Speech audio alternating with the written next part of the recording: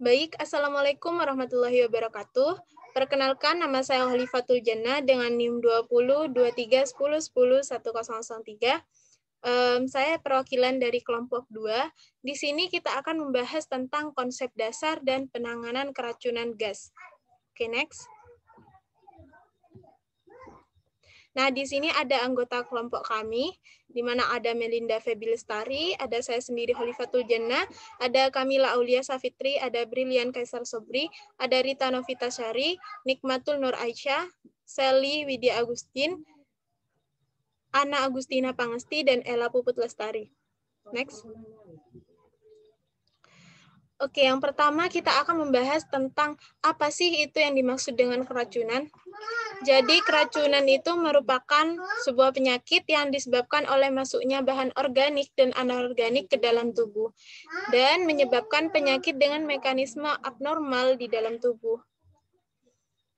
Jadi banyak sekali gas yang berbahaya bagi tubuh dan menyebabkan adanya mekanisme abnormal pada tubuh. Dari keracunan ini, itu dapat menyebabkan adanya penurunan kesadaran, bahkan pada beberapa kasus itu bisa menyebabkan kematian. Nah, gas-gas yang berbahaya ini contohnya yaitu karbon monoksida atau gas CO, karbon dioksida CO2, nitrogen oksida atau NOx, sulfur oksida SOx, dan hidrokarbon atau gas HC. Next. Oke, untuk yang pertama kita akan membahas tentang karbon monoksida atau gas CO. Jadi, karbon monoksida ini adalah sebuah senyawa yang tidak berbau, tidak memiliki rasa, tidak dapat dirasakan pada suhu normal karena bentuknya adalah gas yang tidak berwarna dan memiliki potensi racun dalam tubuh. Untuk keracunan karbon monoksida sendiri itu adalah kondisi saat karbon monoksida itu berada di dalam tubuh dan menyebabkan terjadinya keluhan atau gejala tertentu. Nah, untuk penyebabnya sendiri itu di sini ada beberapa penyebab. Yang pertama, ada ketika seseorang atau korban itu berada di tempat kebakaran. Kemudian yang kedua, berada di dalam suatu ruangan tanpa ventilasi bersama mobil atau mesin generator yang dinyalakan. Yang ketiga, ada berada di dalam mobil yang tidak bergerak namun dengan mesin yang dinyalakan. Kemudian yang keempat, menggunakan peralatan berbahan bakar minyak, arang, kayu, atau gas yang tidak dipasang dengan benar di dalam ruangan yang ventilasinya itu buruk. Yang kelima itu bisa dengan merokok sisa di ruangan yang tertutup. Next. Untuk klasifikasinya itu bisa dibagi menjadi keracunan CO akut, subakut, dan keracunan kronis.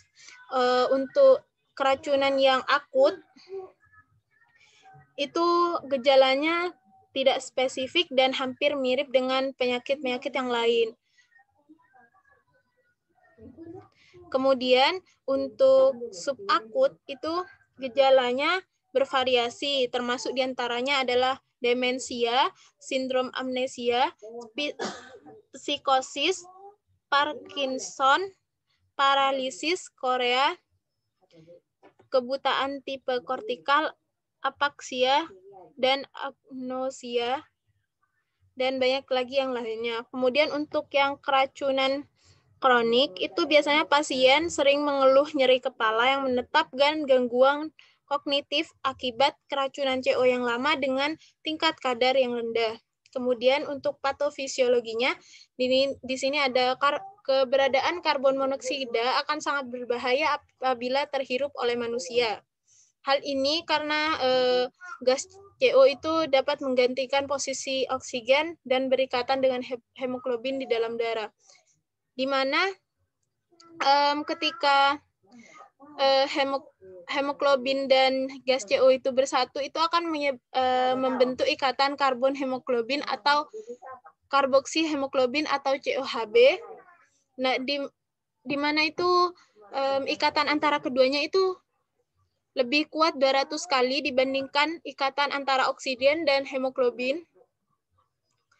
Nah, gas CO ini nantinya akan dialirkan ke jantung, otak, serta organ vital yang lainnya. Oke, next. Di sini ada manifestasi klinis dari keracunan gas CO, di mana pada konsentrasi rata 8 jam itu mencapai 25-50 ppm, dan konsentrasi COHB-nya di dalam darah itu mencapai 2,5-5%, itu tidak akan menimbulkan gejala.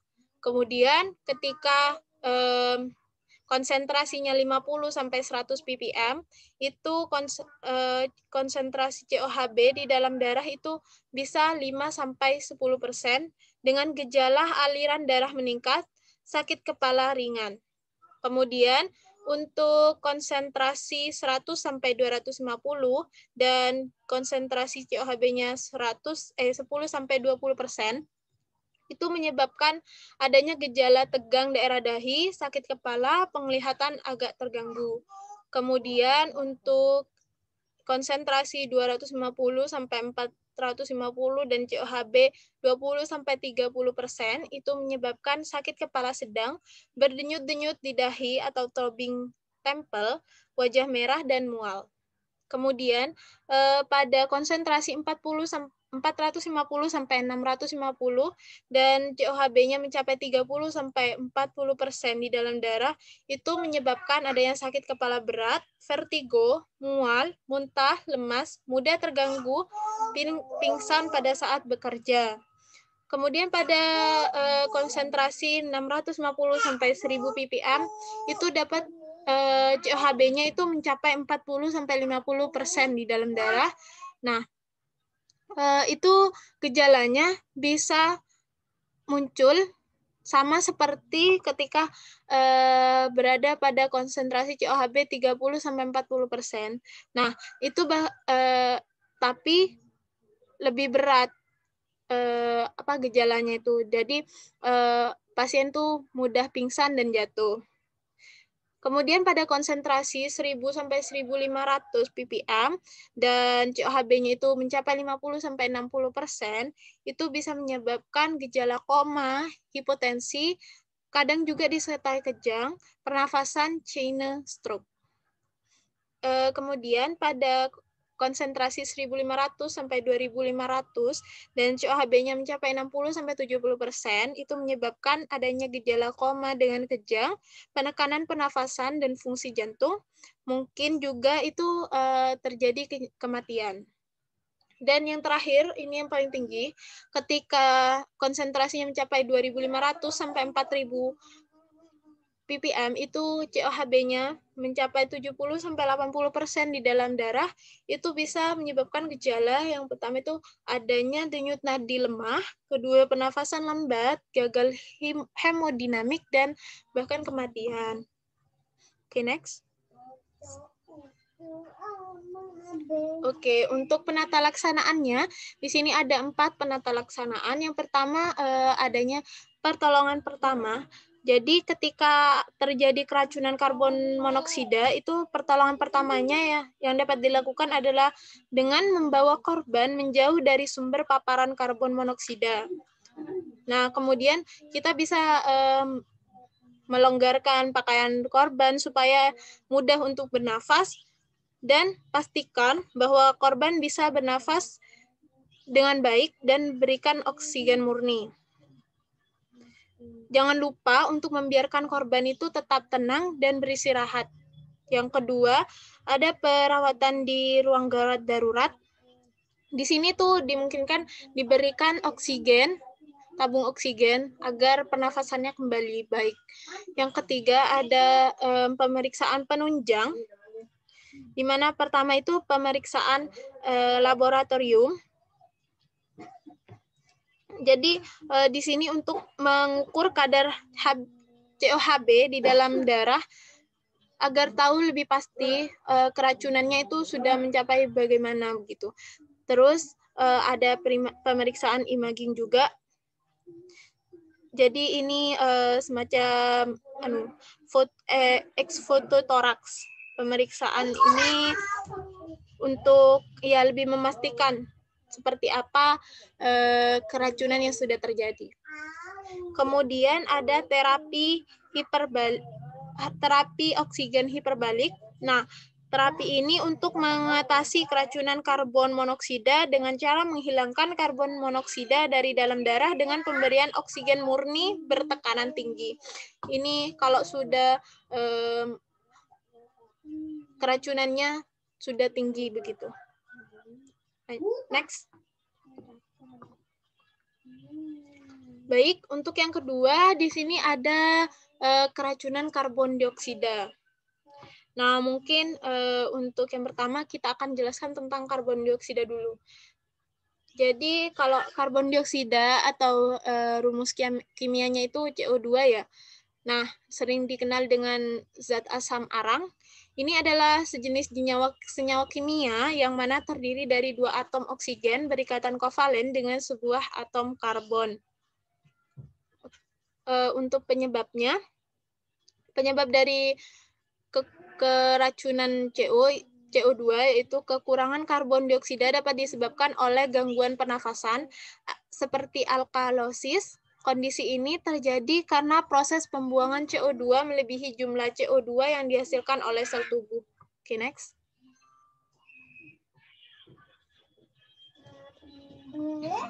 Untuk klasifikasinya, keracunan gas CO2 dapat menyebabkan hiperkapnia. Hiperkapnia dapat menyebabkan sakit kepala, pusing, penglihatan ganda, susah berkonsentrasi, tinnitus, kejang, sampai lemas. Karbon dioksida yang terlalu tinggi dapat menyebabkan masalah kesehatan serius, yaitu asidosis. Kondisi ini bisa menyebabkan oksigen dalam darah sulit untuk dilepaskan ke dalam sel tubuh, sehingga tubuh kekurangan oksigen. Nah, untuk patofisiologinya, dalam tubuh manusia itu kan karbon dioksida itu hadir dalam 2 bentuk, ya. Yang pertama ada PCO2 dan senyawa bikarbonat HCO3. Nah, senyawa bikarbonat ini merupakan bentuk kimia dari karbon dioksida yang terikat dalam darah. Sebagian besar karbon dioksida dalam tubuh berada di dalam darah, sehingga perlu adanya analisis gas darah untuk mengukur kadar zat yang ada. Kadar karbon dioksida normal dalam tubuh itu ada 23 sampai 29 mmol per liter darah. Jika di luar rentang tersebut, itu bisa terjadi keseimbangan asam basa darah, baik asidosis maupun alkalosis. Next. Untuk manifestasinya, hiperkapnia ringan seringkali tidak menimbulkan gejala, ya. Tapi untuk hiperkapnia yang sudah parah itu bisa menyebabkan adanya kerusakan organ atau otak. Bahkan juga bisa menyebabkan kematian. Gejalanya yang sering muncul yaitu paranoia, depresi, kebingungan, delusi, pikiran tidak biasa, ketidakmampuan berkomunikasi dengan baik, detak jantung yang cepat dan lambat, kehilangan kesadaran, serta panik, serangan panik, kejang, dan lain-lain. Untuk penata laksanaannya, yang pertama itu membawa penderita ke tempat berudara segar dan hangat. Kemudian yang kedua, bila penderita tidak bernafas, segera lakukan pernafasan buatan atau CPR. Yang ketiga, berikan inhalasi oksigen bila memungkinkan. Yang keempat, penderita diistirahatkan dan diusahakan tenang. Yang kelima, berikan minuman jeruk hangat atau jus buah, karena di dalam buah itu ada kandungan zat flavonoid yang tinggi sebagai antioksidan dan penghancur radikal bebas akibat keracunan gas CO tadi. Oke, next.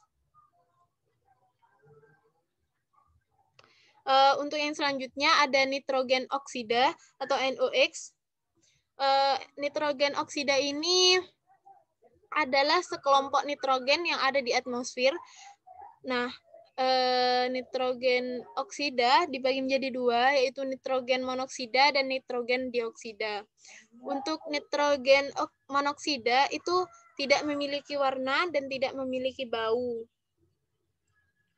Untuk nitrogen dioksida itu warnanya kemerahan dan baunya itu sangat kuat.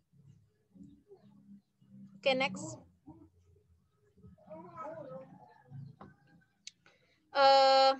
untuk penyebab dari keracunan NOx yang yaitu tubuh manusia yang terpapar NO2 pada tingkat 5 ppm menyebabkan kesulitan melakukan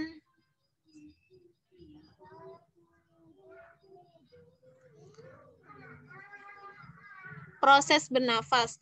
Hanya konsentrasi yang sangat tinggilah yang akan mempengaruhi kesehatan manusia. Orang dengan asma atau penyakit paru-paru akut kemungkinan besar akan terpengaruh oleh konsentrasi yang lebih rendah.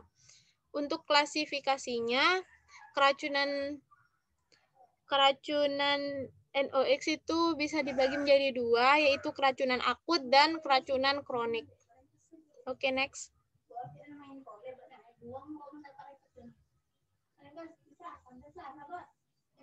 Next.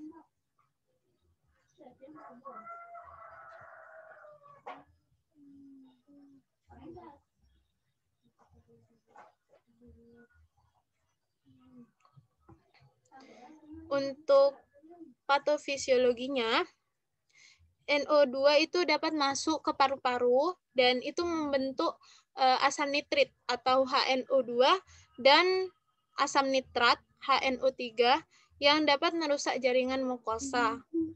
Nah, NO2 ini meracuni paru-paru.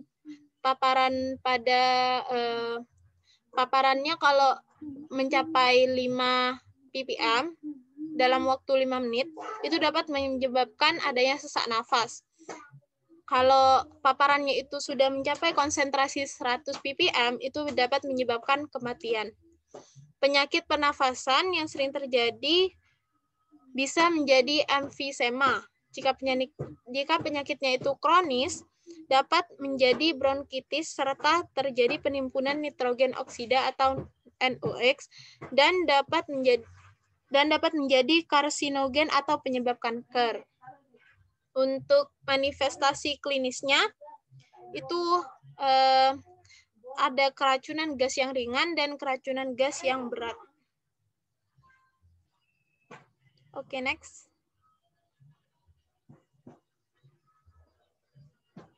Untuk penata laksanaannya, yang pertama kita bisa menghubungi 112 atau rumah sakit terdekat. Kemudian cek detak jantung dan pernafasan pasien. Bila perlu, lakukan CPR atau RJP. Kemudian yang ketiga, mengendurkan pasien mempunyai kondisi khusus, bantu mereka untuk memakai obatnya. Misalnya pada pasien asma itu bisa diberikan inhaler. Kemudian yang keempat itu kita harus memantau terus keadaan detak jantung dan pernafasan pasien. Next.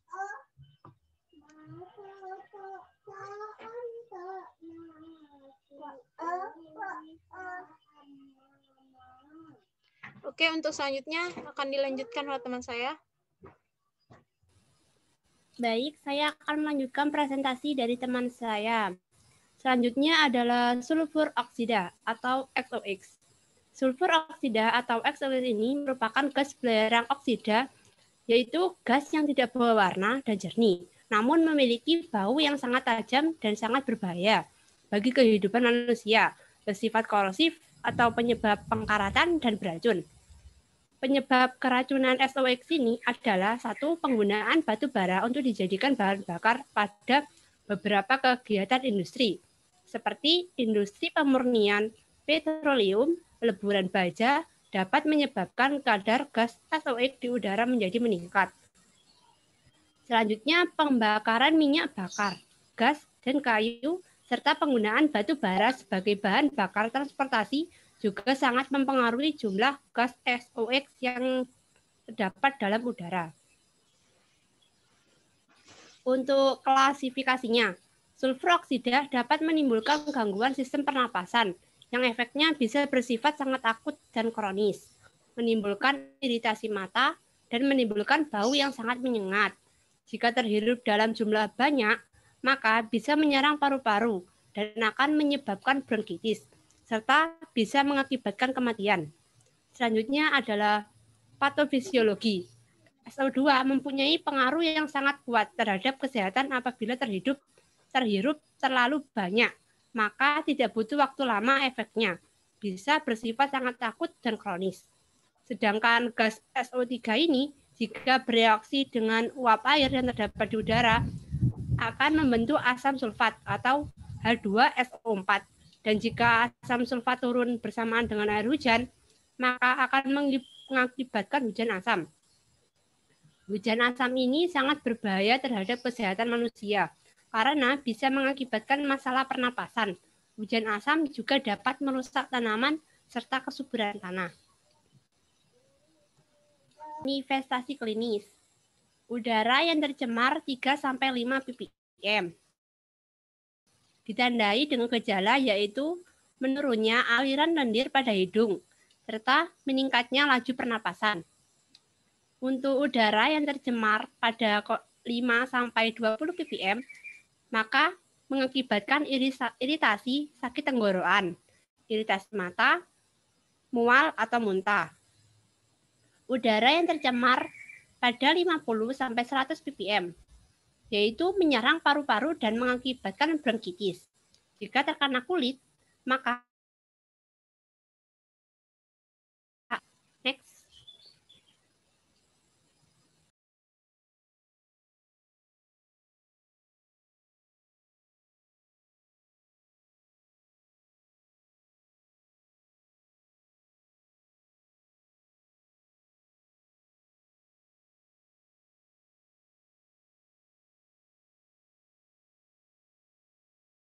Untuk penata laksanaan, yang pertama yaitu pindahkan korban pada daerah yang sirkulasi udaranya baik. Yang kedua, berikan pertolongan pengobatan atau pernapasan buatan. Yang ketiga, segera kirim korban ke rumah sakit untuk mendapatkan pertolongan selanjutnya. Dan yang keempat, perlu diperhatikan bahwa jangan pernah memindahkan korban ke daerah yang beracun.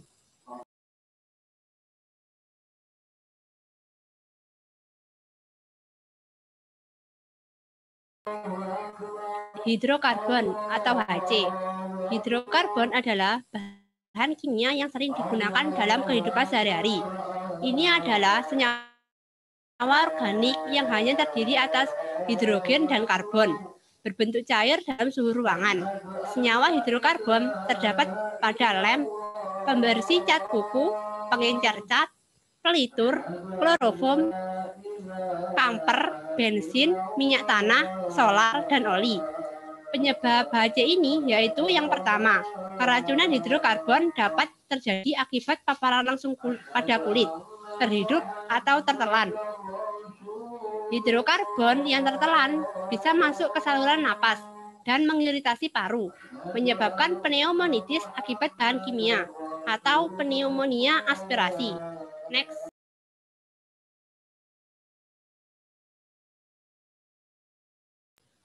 Untuk klasifikasinya, menyebabkan aspirasi, pneumonia atau edema paru dan pneumonia lipoid yang dapat mengakibatkan sesak napas dan hipoksia. Gejala klinisnya yaitu ensefalopati. Untuk patofisiologi, hidrokarbon minyak bumi dan pelarut organik mengandung senyawa subkelompok senyawa kimia. Senyawa yang secara bermakna merupakan agen nefrotoksik, termasuk senyawa hidrokarbon, halogen, dan glikol yang dapat menyebabkan gagal ginjal akut.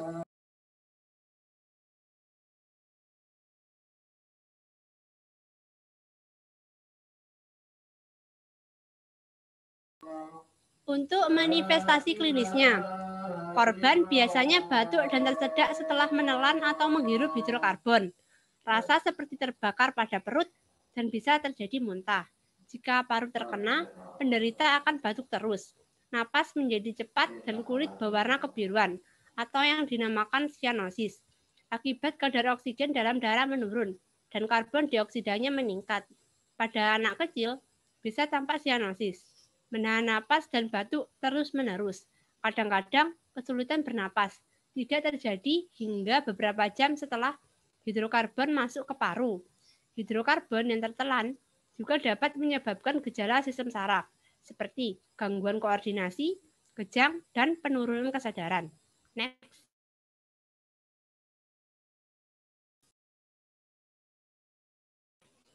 Untuk penata laksanaan, yang pertama, pakaian yang terkontaminasi harus dilepaskan dan kulit yang terkena harus dicuci.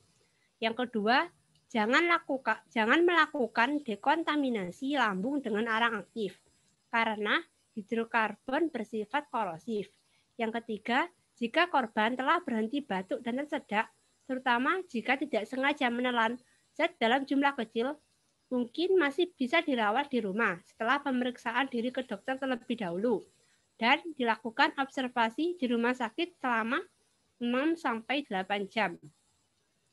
Untuk yang keempat, adapun korban yang mengalami gangguan napas harus dirawat inap di rumah sakit.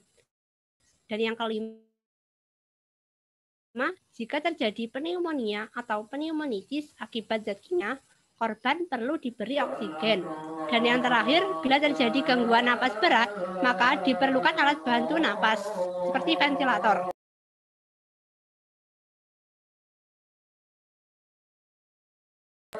Untuk studi kasusnya, yang kelompok kami angkat yaitu analisis resiko kesehatan lingkungan gas karbon monoksida pada pedagang kaki lima.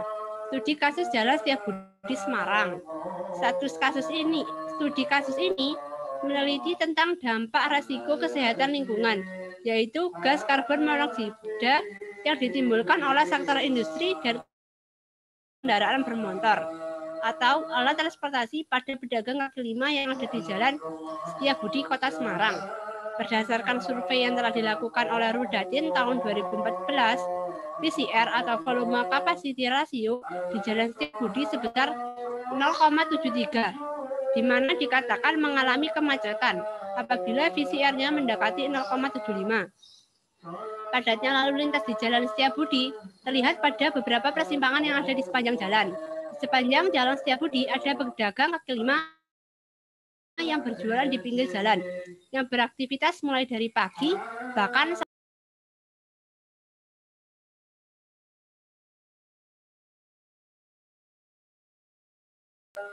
next.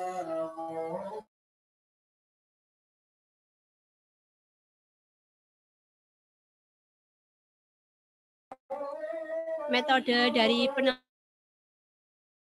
ini adalah dengan pengambilan data dan wawancara pada bulan Juli 2018, yaitu pada jam sibuk kendaraan, pukul 12 sampai 17 waktu Indonesia Barat.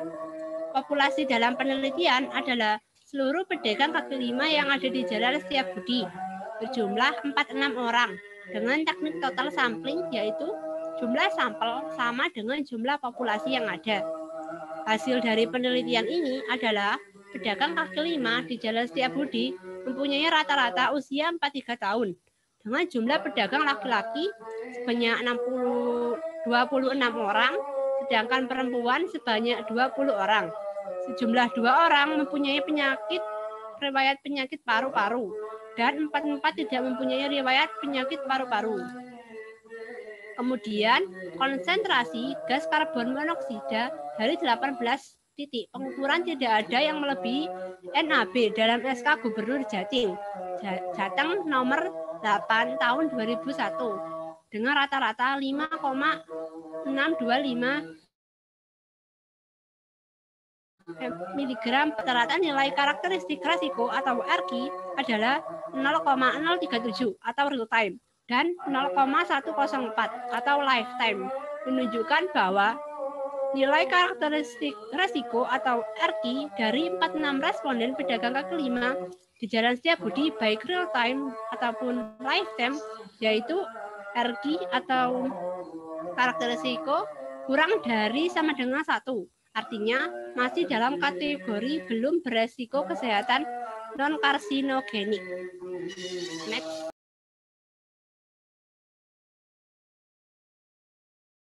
Ini adalah daftar pustaka yang kami gunakan.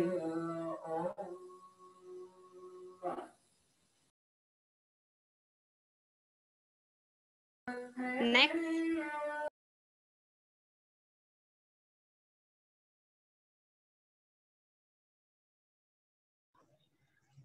Baik, mungkin itu saja yang bisa kelompok kami sampaikan pada presentasi kali ini. Terima kasih. Wassalamualaikum warahmatullahi wabarakatuh.